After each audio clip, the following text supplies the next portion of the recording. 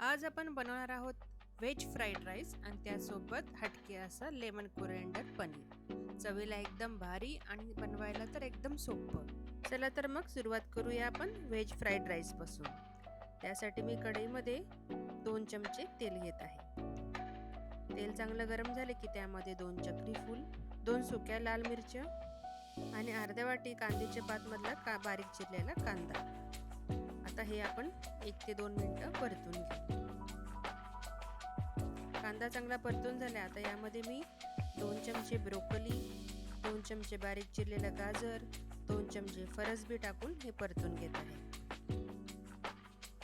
ह्या भाज्या आपल्याला हाय फ्लेमवर 1 ते 2 मिनिटं परतून घ्यायच्या आहेत. भाज्या चांगल्या परतून झाल्या. आता यामध्ये 4 कप मी बॉईल केलेला बासमती तांदूळ टाकून घेत आहे. आता यामध्ये मी अर्धा कप बारीक चिरलेली कांद्याची पात, 1 चमचा मीठ, 1 चमचा व्हाईट पेपर पावडर, 2 चमचे सोया सॉस हे सर्व टाकून याला छान परतून घेत आहे. हे आपल्याला हाय फ्लेमवरच परतून घ्यायचं आहे.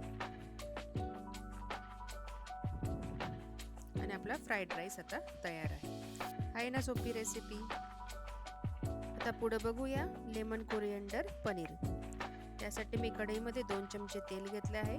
त्यामध्ये 1 छोटा बारीक चिरलेला कांदा टाकून तो परतून घेत आहे.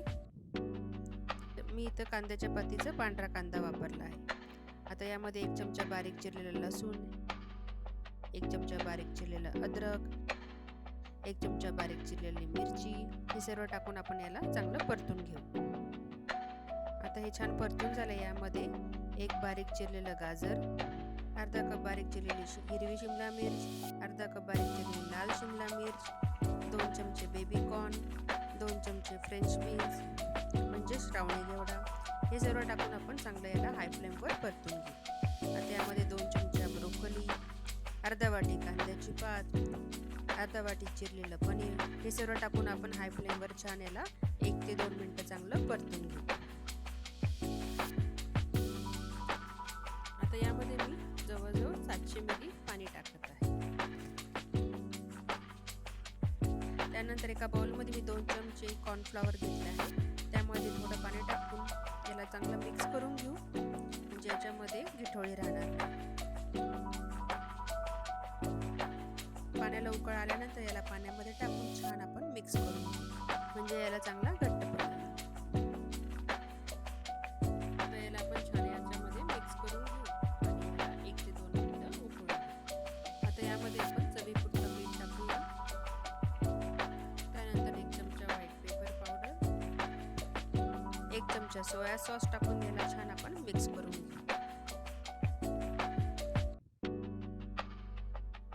आता याला छान उकळ आल्यानंतर सगळ्यात शेवटी मी यामध्ये 1 चमचा लिंबूचा रस टाकत आहे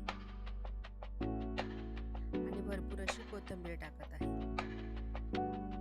आणि आता हे सर्व आपण व्यवस्थित मिक्स करू आणि आपलं लेमन कोरिएंडर पनीर तयार आहे ना सोपी रेसिपी. ही रेसिपी तुम्ही नक्की ट्राय करून बघा आणि कमेंटमध्ये मला नक्की कळवा. आता याला आपण एका बाउलमध्ये सर्व करूया. एका साईडला आपण हा भात लावूया आणि दुसऱ्या साईडला लेमन कोरिएंडर पनीर टाकूया. रेसिपी आवडली असेल तर लाईक करा, शेअर करा, कमेंट करा आणि चॅनलला सबस्क्राईब करा. पुन्हा भेटूया पुढच्या रेसिपीमध्ये. तोपर्यंत खात राहा, स्वस्त राहा, मस्त राहा. थँक्यू.